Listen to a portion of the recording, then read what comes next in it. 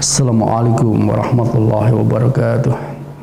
Innal hamdalillah nahmaduhu wa nasta'inuhu wa nastaghfiruh wa na'udzu billahi min shururi anfusina wa min sayyiati a'malina may yahdihillahu fala mudhillalah wa may yudlil fala hadiyalah.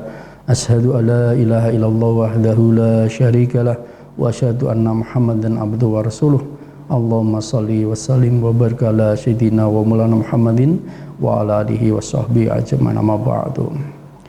Para pemirsa TA TV yang berbahagia, wabil khusus saudara-saudara kaum muslimin wal muslimat yang berbahagia, mari kita banyak bersyukur kepada Allah Subhanahu wa taala yang selalu memberikan rahmat nikmatnya kepada kita semuanya, yang sungguh kita tidak bisa membilang, menyebut, mengingat nikmat Allah satu persatu. Wa in ta'udzu nikmatallahi la tuhsuha. Dan jika kamu hendak menghitung-hitung nikmat Allah, maka kamu tidak akan sanggup melakukannya. Tak lupa salawat dan salam mari kita banyak-banyak dan sering-sering kita mohonkan kepada Allah Subhanahu wa taala agar selalu dilimpahkan kepada junjungan kita, suri teladan kita, panutan kita Rasulullah Muhammad sallallahu alaihi wasallam, kepada keluarga beliau, para sahabat, para pengikutnya sampai akhir zaman. Para pemirsa yang berbahagia, di dalam salah satu ayat, penggalan ayat dari surat Al-Hujurat ayat 13, seminggu wa inna akramakum indallahi atqakum, bahwa yang paling mulia di antara kamu adalah yang paling takwa. Takwa bisa dimaknai sebagai menjalankan perintah-perintah Allah dan menjauhi larangan-larangannya karena mengharapkan Allah Subhanahu wa taala. Maka untuk bisa menjadi hamba yang bertakwa tentu kita harus mempunyai ilmu terkait dengan apa yang dilarang dan juga apa yang diperintahkan, sehingga kemudian itu menjadi referensi bagi kita untuk menjalankan perintah dan juga menjauhi larangan. Maka takwa bisa dimensinya sangat luas. Maka kemudian bagaimana detail pelaksanaan secara lebih real yang bisa kita pahami lebih mudah, barangkali beberapa hadis takwa itu menjadi orang yang paling bertakwa menjadi yang paling baik. Kemudian di dalam hadis juga disampaikan bahwa siapa yang paling baik, manusia yang paling baik, khairun nas anfa'uhum linnas, bahwa sebaik-baik manusia adalah yang bermanfaat bagi manusia lainnya. Dan juga ada satu hadis juga yang kurang lebih maknanya bahwa ada seorang laki-laki yang datang kepada Rasulullah SAW bertanya terkait dengan amal Islam apa yang paling baik. Maka Rasulullah SAW menjawab dengan yaitu memberi makan dan mengucapkan salam kepada yang kamu kenal maupun yang tidak kamu kenal. Saya kira ini yang kita renungkan yang terakhir ini sederhana tetapi bisa kita jadikan sebagai referensi bahwa memberi makan baik kepada fakir miskin terutama ya, dan juga barangkali juga saudara-saudara kita, tetangga-tetangga kita, komunitas kita, itu adalah satu amalan yang dikatakan bisa menjadi amalan yang terbaik.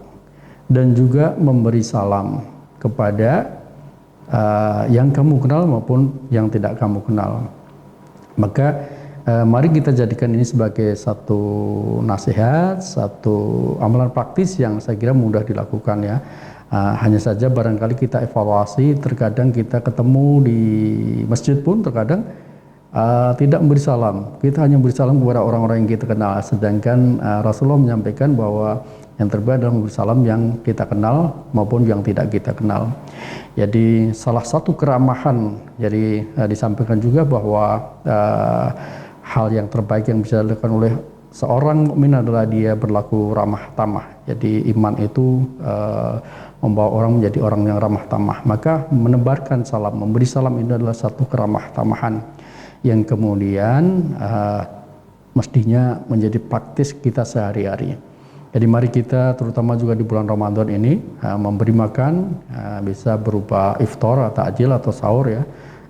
Banyak masjid-masjid yang menyelenggarakan secara berjamaah ataupun secara individu, barangkali kita berbagi kepada orang-orang di dekat kita, atau barangkali kita pergi kemana, suatu komunitas dan sebagainya, dan juga memberi salam, mengucapkan salam kepada yang kita temui apalagi misalnya di kampus yang nyata-nyata Islam, di masjid yang nyata-nyata di sana sama Islam. Jangan sampai kemudian kita hanya pilih-pilih saja menebarkan salam, mengucapkan salam kepada orang-orang yang kita kenal saja. Jadi tebarkan salam, berikan salam kepada orang yang kita temui, baik yang kita kenal maupun tidak kita kenal. Kemudian tentu saja salam ini adalah ucapan harapan terbaik kita kepada seorang yang kita temui, keselamatan dan kesejahteraan. Maka mestinya juga tidak hanya secara lisan saja, tetapi hati kita, perbuatan kita. Jadi lisan, hati kita, perbuatan kita itu mencerminkan bahwa kita ini ingin menjadi orang yang banyak menebarkan keselamatan, kedamaian, kasih sayang, dan kesejahteraan.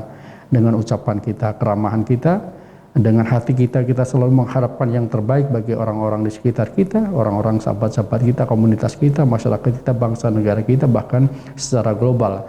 Dengan perbuatan kita sesuai dengan keahlian kita, profesi kita, kedudukan kita, maka kita juga menjalankan kerja-kerja yang di sana adalah orientasinya adalah untuk kemaslahatan, menebarkan kebaikan, cinta dan kasih sayang.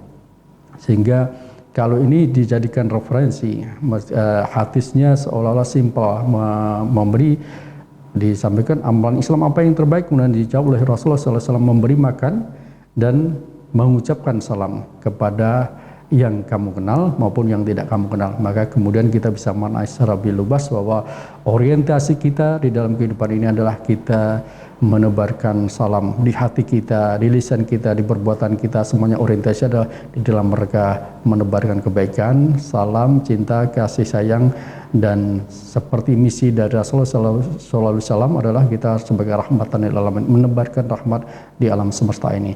Mudah-mudahan bermanfaat. Terima kasih atas segala perhatian. Assalamualaikum warahmatullahi wabarakatuh.